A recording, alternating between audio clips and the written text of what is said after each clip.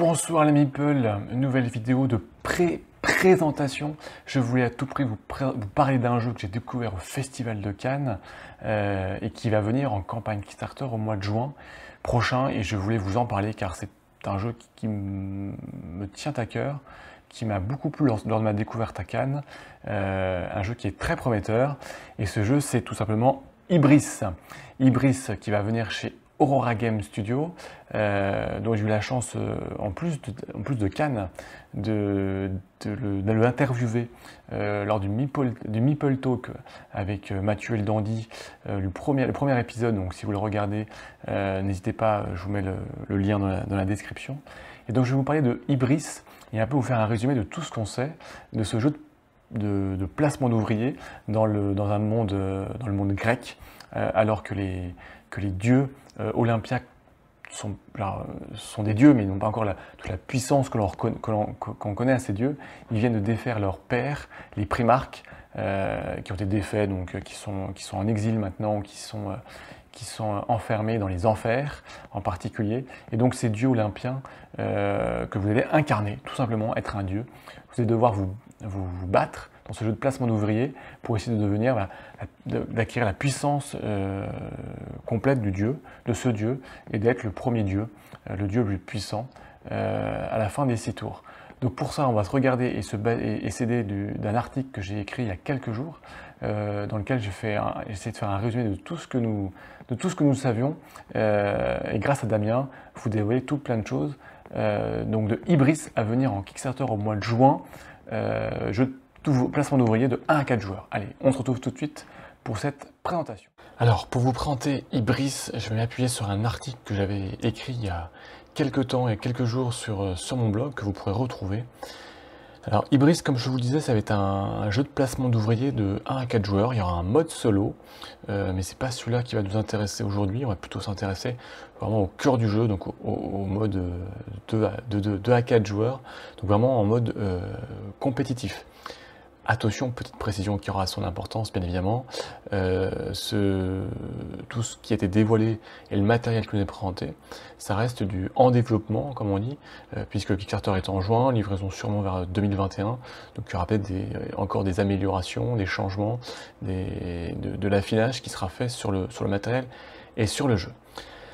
Alors, qu'est-ce que Ibris? En fait, ça va nous plonger donc dans le monde helléniste, dans le monde grec, où les dieux primordiaux, qui sont les premiers dieux, ont été vaincus par les futurs dieux Olympiens, ceux qu'on connaît, hein, Zeus, Pluton, Hadès, etc.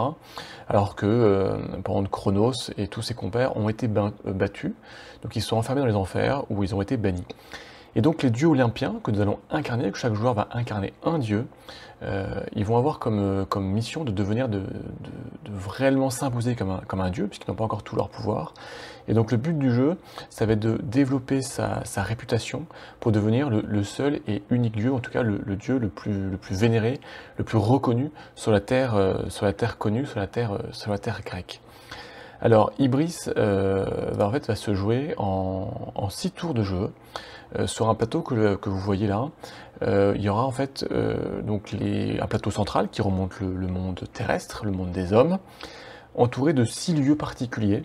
Donc vous allez retrouver les enfers, vous allez retrouver le Colisée, vous allez retrouver l'Olympe, la Forge, vous allez retrouver le lieu pour les quêtes, et enfin le dernier lieu que j'oublie, c'est pour les prémonitions, donc c'est l'oracle, tout simplement. Chaque joueur va avoir un plateau de dieu, qui va introduire une asymétrie assez forte dans ce jeu, puisque chaque dieu aura des capacités très propres et donc spécifiques, et donc va orienter l'action du joueur. Chose très intéressante, c'est que ce plateau, il a des capacités qui vont pouvoir évoluer, et une des conditions de victoire, c'est de réussir à développer les 6 capacités du dieu. Si par hasard les 6 capacités sont dévoilées et sont résolues, et ben le joueur qui incarne ce dieu gagne immédiatement la partie. Donc c'est pas simple d'avoir un dieu qui soit tout puissant, complètement puissant, mais c'est un des moyens de gagner. Sinon c'est en 6 tours de jeu, et on va marquer des points de victoire, et à la fin des 6 tours, et ben tout simplement celui qui aura le plus de points de victoire va gagner. Donc, comment va se dérouler une partie de Ibris? On va commencer par une phase du pilier divin, qui est une phase qui est relativement courte, mais qui est très très importante. En fait, vous allez avoir 6 cartes, et chacun à leur tour, les joueurs vont pouvoir choisir une de ces cartes, qui va avoir, je dirais, 3 conséquences, et pas des moindres. La première, c'est qu'elle va vous permettre de vous donner une action spécifique pour vous lors de ce tour de jeu. Donc voilà, donc gagner des points de victoire, faire un certain nombre de choses. En contrepartie, si vous résolvez cette action plus tard dans le tour de jeu, les autres joueurs auront une action bonus qui est liée à la carte. Donc vous leur offrez aussi un certain nombre de choses en jeu. Et la troisième chose très importante, c'est que chaque carte du pilier divin en fait, va déterminer l'ordre de tour, donc de l'ordre dans lequel va se dérouler le jeu ensuite. Et ça sera important. Donc vous allez peut-être pouvoir privilégier de jouer rapidement, donc de prendre le numéro 1, quitte à avoir une action qui ne vous satisfait pas entièrement, ou au contraire récupérer une action qui est forte pour vous en tout cas, mais peut-être avec un tour d'action qui va être assez loin dans le jeu. Par exemple sur la carte que je vous montre là, la carte trêve, voilà, donc ça vous dit que ça vous donne une action, hein, vous gagnez un fervent et vous pouvez réaliser un certain nombre d'actions dans une ville de votre choix. Mais en contrepartie, les autres joueurs vont gagner 2 Aegis. Aegis, on en reviendra, c'est une des ressources du jeu. Et cette carte vous fera jouer en second dans l'ordre du tour. Alors je ne l'ai pas dit en fait lors de la mise en place, mais donc la deuxième phase c'est la phase d'intrigue, et en fait à ce moment-là chaque joueur a un dieu, donc une miniature, donc Athéna, Zeus, Hadès par exemple. Chaque joueur a un héros et un prophète, donc il a trois figurines, donc des standees, mais il a 3 personnages. Donc dans la phase d'intrigue, qui est une phase qui est commune à tous les joueurs, en fait, chacun va déterminer secrètement dans quel lieu il souhaite envoyer chacune de ses figurines. Donc comme je vous l'ai dit, il y a 6 lieux plus le monde des mortels. Donc là, chaque joueur va déterminer, voilà, est-ce que j'envoie mon héros dans les enfers, est-ce que je vois mon héros sur Terre, à l'Olympe, à la Forge, voilà. Chacun détermine où il veut aller pour le tour qui va se dérouler. Une fois que c'est fait, et ben on va dévoiler nos actions en tour par tour, donc dans l'ordre déterminé dans la première phase, dans la phase des piliers divins, comme je vous disais. Et donc là, chacun va résoudre le déplacement d'un personnage, donc de son héros, de son dieu ou de son prophète, dans l'ordre qu'il veut. Alors une petite subtilité, c'est que le dieu, vous n'êtes pas obligé de déterminer où il va, puisque c'est un dieu quand même malgré tout. Donc il pourra toujours, ça vous donne un peu un joker pour pouvoir aller dans un autre endroit si la place est prise. Parce qu'en fait, dans chaque lieu, il y a un nombre de places déterminé. Tous les lieux ne peuvent pas accueillir autant de personnages qu'on le souhaite. Par exemple ici, sur les enfers, vous allez avoir uniquement 3 places. Donc si vous arrivez le 4e, ben, vous n'avez pas de place, et à la place, ben, vous allez avoir un malus, et donc vous allez perdre votre action en plus. Donc l'ordre du tour peut être important. Donc quand vous arrivez dans un lieu, quel qu'il soit, vous allez là vous mettre dans un emplacement qui va vous donner un bonus, donc vous allez pouvoir récupérer des points de victoire, des points de réputation, des cartes de combat, des ressources, enfin, un certain nombre de choses. Vous allez ensuite pouvoir réaliser une action qui est liée au lieu. Donc par exemple ici dans les enfers, on va pouvoir en fait récupérer de l'Aegis. Donc l'Aegis, j'en ai parlé rapidement, c'est vraiment une des ressources du jeu, une ressource centrale puisqu'elle vous permet ensuite d'acheter des choses. C'est un peu l'or dans Catan. Enfin bon, c'est une ressource du jeu. En fait, dans l'histoire, c'est l'énergie qui est tirée des dieux primaires qui sont enfermés dans les enfers. Voilà, on absorbe cette énergie qui permet de réaliser des choses fantastiques pour les dieux et des choses divines en fait. Et la deuxième action ici dans les enfers, c'est ressusciter, puisque vos héros vont pouvoir mourir, vous allez pouvoir les ressusciter. Donc voilà, donc en tour par tour, chacun va résoudre son action, envoyer son dieu, son héros, son prophète dans un lieu et résoudre les actions qui sont liées. Quand tout le monde a joué, et ben c'est on dirait la fin des âges, c'est la dernière phase, c'est un peu une phase de nettoyage, c'est-à-dire que déjà tous les lieux que vous avez visités, vous ne pourrez pas les visiter dans le tour suivant, vous serez obligé de visiter les autres lieux que vous n'avez pas visités, donc là encore, petite règle simple mais qui va induire un peu d'anticipation, de programmation, et aussi de savoir où les autres joueurs sont allés et où ils n'iront pas. Ça peut être important pour savoir où seront les lieux qui vont être libres. On va aussi redistribuer les cartes des piliers divins. On va changer la carte du primarque qui est enfermé dans les enfers. Voilà. On va faire un certain nombre de choses de fin de tour en fait. Donc en fait, les règles de Ibris sont très simples. Pour l'avoir découvert à Cannes, pour l'avoir regardé à Cannes, pour avoir discuté avec Damien qui est un des créateurs de Aurora Game Studio, les règles sont très simples. Voilà, on récupère notre plateau, on dit on prévoit où vont aller nos personnages, et on résout les actions qui y sont liées. Et d'ailleurs, les symboles, c'est assez clair dans ce que j'ai vu. En fait, et c'est parce que c'est simple que c'est un jeu qui est simpliste, loin de là. Parce qu'en fait, alors là on peut admirer les figurines, parce que les dieux sont en figurines, et les figurines, donc ici d'Hadès, mais il y a aussi Poséidon, il y a il y a Zeus, elles sont sublimes, et pour les avoir en main, elles sont très très très belles. Mais en fait voilà, c'est bien qu'il y ait des règles qui soient très simples, le jeu n'est absolument pas simpliste. Il est très profond, il va être un vrai jeu de pose ouvrier, d'anticipation, de programmation, de confrontation.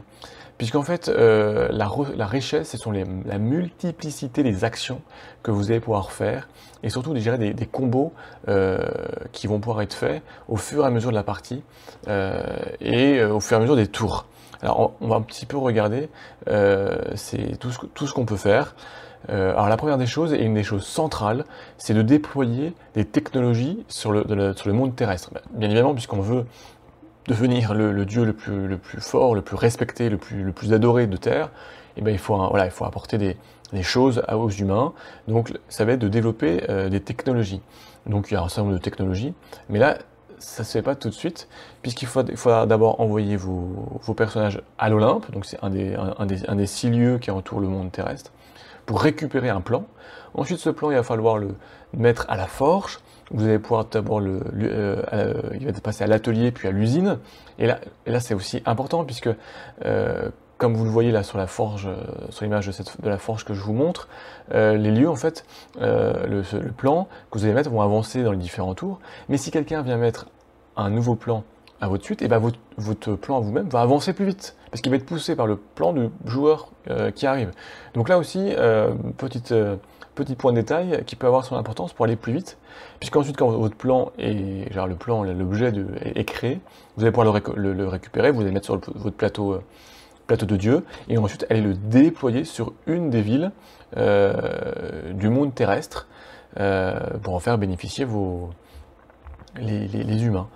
Alors bien sûr, quand vous allez le déployer, vous allez récupérer des points de victoire, vous allez récupérer des adorateurs ou des fervents, qui est une autre ressource du jeu, puisque ces gens vont se tourner vers vous. C'est une ressource que vous allez pouvoir utiliser à l'Olympe pour la convertir contre de la monnaie, contre de la ressource, contre des points de victoire. Donc voilà, donc c'est un cycle qui s'enclenche, mais ça nous amène à une nouvelle action qui va pouvoir être jouée, puisqu'il y a aussi, bien sûr, il n'y a pas que les technologies, pardon, il y a les combats.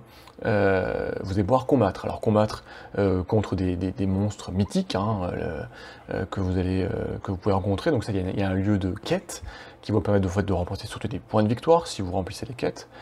Mais aussi vous allez pouvoir combattre les autres joueurs, puisque lorsque en particulier vous allez vous retrouver avec des héros ou des dieux dans une même ville, vous allez pouvoir contester la présence de l'autre joueur, contester les plans qu'il va déployer, et donc combattre avec un système de cartes, et peut-être remporter la victoire. Donc envoyer le dieu, c'est pas possible, mais le héros aux enfers, puisqu'il a été vaincu, et donc obliger le joueur à envoyer son dieu ou son prophète ressusciter le héros qui serait dans les enfers, puisque un héros dans les enfers, vous ne l'avez plus, vous perdez une action. Donc, vous voyez, c'est beaucoup de combos possibles, beaucoup d'actions, donc les technologies qui sont centrales, les combats, les quêtes à résoudre, donc comme je vous disais, souvent avec des quêtes, alors soit des quêtes one shot, ça va être un combat souvent pour récupérer des points de victoire, récupérer un certain nombre de bonus, ou des sagas, où là il va y avoir un certain nombre d'actions au fur et à mesure à remplir. Peut-être que le début de la saga, c'est un autre joueur qui va la remplir et vous allez la terminer. Donc il y a aussi une petite course qui peut se mettre en place.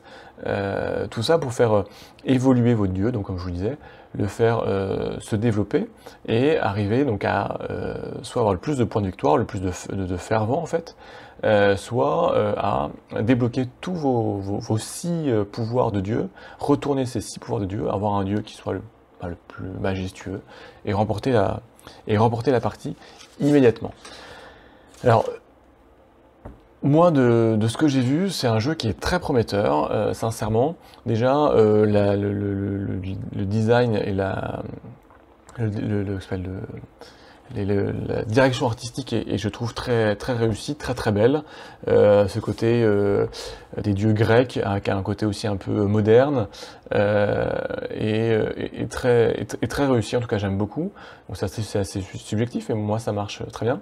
Mais surtout au niveau de la mécanique, de ce que j'en ai vu, les règles sont très simples. Donc on rentre très facilement dans le jeu, mais après il y a une grosse phase d'apprentissage pour vraiment découvrir l'ensemble des 6 lieux, plus la terre des mortels, découvrir toutes les actions possibles, les combiner par rapport à votre dieu et à la capacité des dieux qui va vous orienter votre façon de jouer. Donc si vous changez de dieu, il va falloir redécouvrir certaines choses. Il y a un côté très asymétrique. Et donc, même si c'est très simple à apprendre, c'est pas du tout simpliste. Il y a beaucoup de choses. C'est un jeu qui prendra un certain temps, je pense, à jouer, surtout si on est à 3-4 joueurs. C'est là où il prendra bien sûr vraiment tout son sens dans cette course contre la montre, cette confrontation. C'est un jeu qui est en même temps qui est accessible, mais en même temps qui pourrait vraiment être joué pleinement, demandera de l'investissement dans la partie des mécaniques. Donc c'est quand même un jeu à classer dans les parties experts. Donc il arrive en juin sur Kickstarter. En tout cas, moi, c'est un titre qui est très très prometteur. C'est vraiment quelque chose que je pense qui va être une très belle réussite. Aurora Game Studio nous a promis un gameplay, un pledge qui soit assez raisonnable en termes de prix. On va regarder ça. Et de base, le jeu en termes de matériel est très qualitatif. Les figurines sont très belles, donc elles seront limitées au niveau des dieux. Donc voilà, il n'y aura pas non plus pléthore, c'est pas du kilo plastique. Mais en même temps, les cartons plateaux de dieu, double épaisseur pour pouvoir mettre vos cubes, vos jetons, mettre voilà, tout ce qu'il y a. C'est moi, ça m'attire beaucoup. Et les figurines sont juste tip top. Donc voilà ce que je peux vous en dire pour l'instant de Ibris. Kickstarter en mois de juin, à suivre de très près.